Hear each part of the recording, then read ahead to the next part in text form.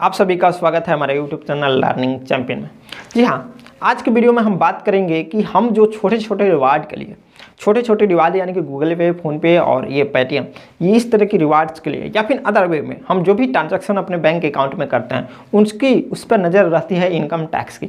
Income tax विभाग की जो डिपार्टमेंट है इनकम टैक्स डिपार्टमेंट, उसकी नज़र होती है। तो हम इस चीज़ को ध्यान से देखेंगे कि हमारे किस स्थिति में हमें टैक्स देना पड़ सकता है। हम छोटे छोटे रिवार्ड के लिए अपने आप को एक ट्रैप में फंसा लेते हैं, हमको पता भी नहीं चलता है और 2-4 साल बाद जब हमारे पास जब इनकम टैक्स की नोटिस आती है तब हम बहुत सारे कानूनी पेच में फंस जाते हैं। हम सारी चीज़ों का एक्सप्लेनेशन नहीं दे पाते हैं। तो इसलिए ज़रूरी हो जाता है कि आप इस वीडियो को अंत तक देखें ताकि आपको सब सीखने और समझने और जानने की ये मिले और किसी की हेल्प करें, वो अच्छी बात है। किसी के जितना ट्रांजैक्शन करना है उस पर आप नज़र रख पाएँ, आप समझ पाएँ कि आखिर मेरे साथ क्या घटना कानूनी रूप से घट सकती है। अगर आपने अभी तक हमारे चैनल को सब्सक्राइब नहीं किया है तो ज़रूर कर लें ताकि आने वाली सारी वीडियोस, इस तरह की वीडियोस का अपडेट आपको मिलते रहे। तो शुरू करते हैं।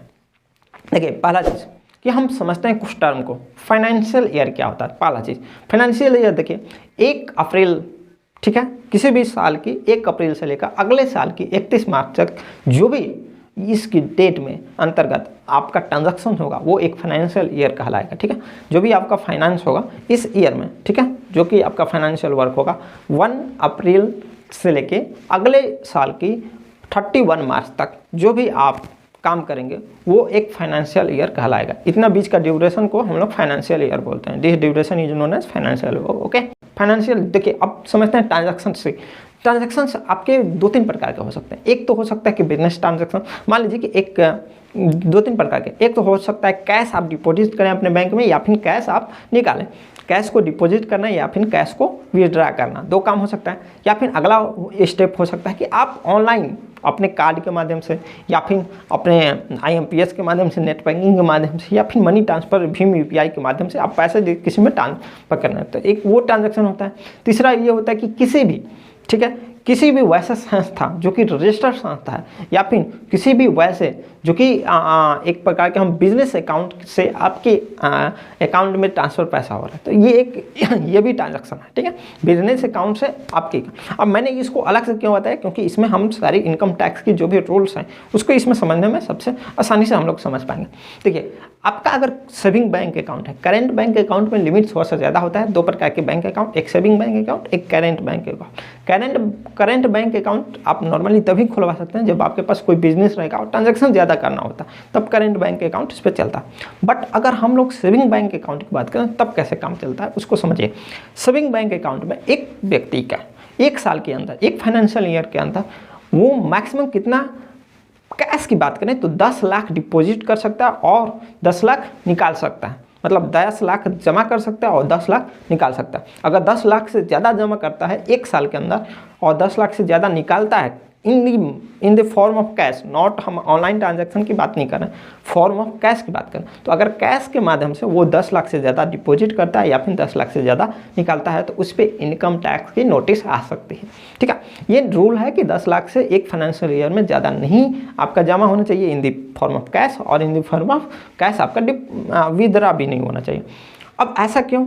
ऐसा इसलिए होता है कि कैश आप कहाँ से, आपका सोर्स नहीं पता चल पाता कि आप कैश कहाँ से ला रहे हैं। इसलिए आपका सोर्स पता नहीं है तो 10 लाख से अगर अधिक कर रहे हैं तो हो सकता है कि वो जो सोर्स पता कर नहीं चल पा रहा है तो उसका आपको डिक्लेरेशन देना पड़ेगा। जब इनकम टैक्स का नोटिस आएगा तो आपके पास रजिस्टर मेंटेन होना चाहिए कि हाँ जिस जगह से मैंने इतना कैश कलेक्ट किया। बट ऐसा तो कोई करता भी नहीं, तो नहीं करता है तो सिंपल सा रूल याद रखिए कि एक फाइनेंशियल ईयर में 10 लाख से अधिक आपको कैश जमा नहीं करना है और कैश निकालना भी नहीं है in the saving bank account. ठीक है, अब दूसरा सवाल मैंने बता दिया कि 10 कैश की मैटर में क्या, तो अब ऑनलाइन के ट्रांजैक्शन के माध्यम से समझते हैं क्या। देखिए, ऑनलाइन ट्रांजैक्शन से अगर कोई बिजनेस अकाउंट से, बिजनेस अकाउंट का मतलब जैसे कि मान लीजिए कि आप कहीं कुछ काम करते हैं, salary as a business account से आ रहा है तो वो बिजनेस अकाउंट कहलाएगा। ठीक है, किसी कंपनी से आपका पैसा आ रहा है या फिर जैसे आपने म्यूचुअल फंड में पैसा डाला है, वहाँ से पैसा आपने अपने बैंक में विड्रा किया है। ठीक है, तो ये जो है बिजनेस, जो भी बिजनेस साइट से हैं या फिर बिजनेस अपॉर्चुनिटीज, जहाँ से बिजनेस अकाउंट से आपके यहाँ अगर पैसा आएगा, ठीक है, तो फिर वो उसमें 2.5 लाख से आपका पर ईयर में ज़्यादा, एक फाइनेंशियल ईयर में ज़्यादा नहीं होना चाहिए। अगर 2.5 लाख से ज़्यादा बिजनेस अकाउंट में से पैसा आपके अकाउंट में आ रहा है तो इनकम टैक्स आपको भरना पड़ेगा।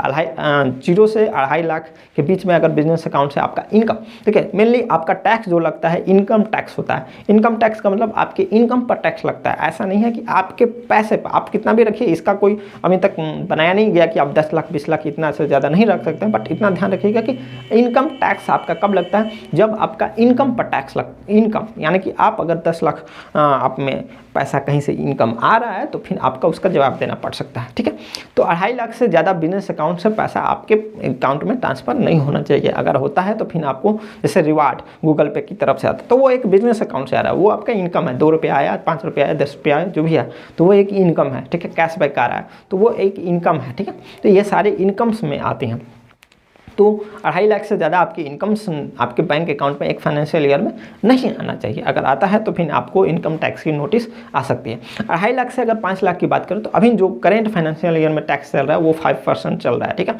5% नॉर्मली चल रहा है। बाकी अलग अलग एज ग्रुप के लिए अलग अलग आपका सीनियर सिटीजन्स के लिए अलग अलग है। टैक्स स्लैब क्या, मैं आपको लिंक दे दूंगा नीचे, आप वहाँ से जाकर देख सकते हैं कि किसका कितना टैक्स स्लैब आता है। तीसरा चीज़, 2.5 लाख से आपको ज़्यादा नहीं होना चाहिए, इस बात को ध्यान रखना है। बिजनेस अकाउंट से आपके अब बात आती है कि हम ट्रांजैक्शन जैसे भीम यूपीआई ये सब करते हैं, गूगल पे करते हैं, तो क्या इस पर भी टैक्स लगता है? तो नहीं, इस पर टैक्स नहीं लगता है। बट इतना ध्यान रखिएगा कि आपका ये जो ट्रांजैक्शन होना चाहिए वो एक फाइनेंशियल ईयर में 10 लाख से ये भी ज़्यादा ना हो। अगर होता है तो कभी कभी बाई चांस इनकम टैक्स आपका नोटिस भेज देता है तो आपको जवाब देना पड़ता है और आपको डिक्लेरेशन करना पड़ता है कि ये जो पैसा मैंने फ्रेंड के अकाउंट में भेजा कि कहाँ से मैं भेजा, ये सारी चीज़ आपको देना पड़ेगा। फिर आप बहुत सारे कानूनी पेच में फंसिएगा तो आपको ही दिक्कत होगा। तो कोशिश कीजिए इस चीज़ से बचिए, किसी की हेल्प करने से बचिए। जो आपका नेचुरल ट्रांजैक्शन है वही कीजिए, फालतू ट्रांजैक्शंस को जितना होगा उतना अवॉइड कीजिए। अब तीसरा चीज़ आता है, अब मैंने अभी बताया, अब कभी कभी ऐसा होता है कि आप कैश 2 लाख डिपॉजिट किए या 2 लाख निकालें, उस केस में भी नोटिस आ जाता है। अब ये क्यों आता है? तो ये भी एक रूल है कि पर डे मतलब किसी एक दिन में आपका 2 लाख से अधिक ट्रांजैक्शन नहीं होना चाहिए और एक फाइनेंशियल ईयर में 10 लाख से अधिक डिपॉजिट या फिर विड्रा आपका एक सेविंग अकाउंट से नहीं होना चाहिए। बात को ध्यान रखिएगा, एक दिन में अगर 2 लाख से अधिक आपका डिपॉजिट या फिर विड्रा होता है तो फिर आपको इनकम टैक्स की नोटिस आ जाती है। उसको स्प्लिट करके आप 2-4 दिन में कर लीजिए, बट ध्यान रखिएगा कि एक फाइनेंशियल ईयर में 10 लाख से आपके यहाँ ज़्यादा वहाँ पर आपका डिपॉजिट और कैश विड्रा ना हो, ठीक है। 10 लाख का लिमिट लगा हुआ आपका इनकम टैक्स आ सकता है। अब कभी कभी ऐसा होता है कि मान लीजिए कि हमारा इस फाइनेंशियल ईयर में इनकम जो है जितना हमको चाहिए उससे ज़्यादा चला गया, ठीक है। हमारे जो लिमिट है उससे ज़्यादा, जो इनकम टैक्स का रूल है उससे ज़्यादा चला गया। उस केस में क्या होगा? ऐसा देखिए, इनकम टैक्स जनरली ट्रैक करता है, पहले आपको सिस्टम को देखता है कि आपका कितना जेन्युइन ट्रांजैक्शन है। इनकम ट्रांजैक्शन, अगर इनकम ट्रांजैक्शन ज़्यादा मिलता है तो फिर आपको नोटिस आता है और नोटिस आने के बाद आपको वहाँ पर हाजिर होना पड़ता है, आपको सारा जवाब देना पड़ता है, इनकम टैक्स भरना पड़ता है। अगर नहीं भरे तो फिर आपको 60% यानी कि 60% आपको क्या करना होता है, देना पड़ जाएगा। यानी कि 10 लाख का आपका इनकम है तो उसमें 60% यानी कि 6 लाख जो है आपको इनकम टैक्स भरना पड़ सकता है। इतना ज़्यादा कड़ा रूल है इनकम टैक्स का। अब कभी कभी ऐसा होता है कि जिस साल हमारा फाइनेंशियल ईयर में जितना हमारा लिमिट था उससे ज़्यादा हो गया, लेकिन उसी साल अगर नोटिस नहीं आया, 2 साल बाद आया, ऐसा भी होता है। 2 साल 5 साल बाद आने के बाद आपको, मान लीजिए 10 साल बाद आता है, 5 जनरली ऐसा होता है, ठीक है। क्योंकि आप जानते हैं कि सरकारी काम में बहुत देरी होती है, तो हो सकता है आपको लेट से आए। तो लेट से अगर आता है तो आपको पिछले साल का भी रिकॉर्ड का हिसाब देना पड़ सकता है, ठीक है।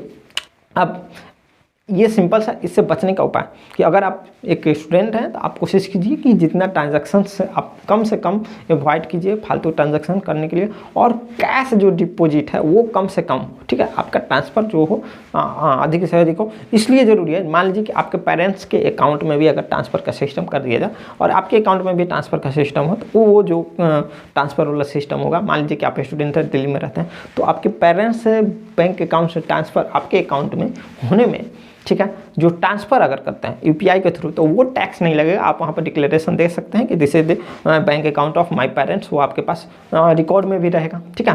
तो बैंक पेरेंट्स के बैंक अकाउंट से मेरे अकाउंट में है तो वहाँ से आपको टैक्स उसमें 0% उसको नहीं गिना जाएगा। मैंने बोला बिजनेस अकाउंट से अगर ट्रांसफ़र हो तो अब आप जितना मन उतना यूपीआई ट्रांजेक्शन कर सकते हैं, इसमें नहीं है कोई दिक्कत है, बट बिजनेस वाला से बचिए। और मैंने अभी भी बोला कि कभी कभी ऐसा होता है कि 10 लाख से 20 लाख से ऊपर अगर ट्रांजैक्शंस फालतू जो हमने फ्रेंड्स, फैमिली और अदर लोगों को भी डिस्ट्रीब्यूट किया है, तो फिर उस केस में भी आपको इनकम टैक्स का नोटिस आ सकता है। तीसरा चीज़ ध्यान दीजिएगा कि अगर हम अपने सेम बैंक अकाउंट या फिर जहाँ से पैसा हमारे यहाँ आया है, ठीक है, ट्रांजैक्शन में, और वहीं पर हमने भेज दिया है थोड़ी देर में, तो अगर उसका हमारे पास प्रॉपर डिक्लेरेशन है, प्रॉपर सबूत है, तो फिर आप इनकम टैक्स उस पर भी बचा सकते हैं।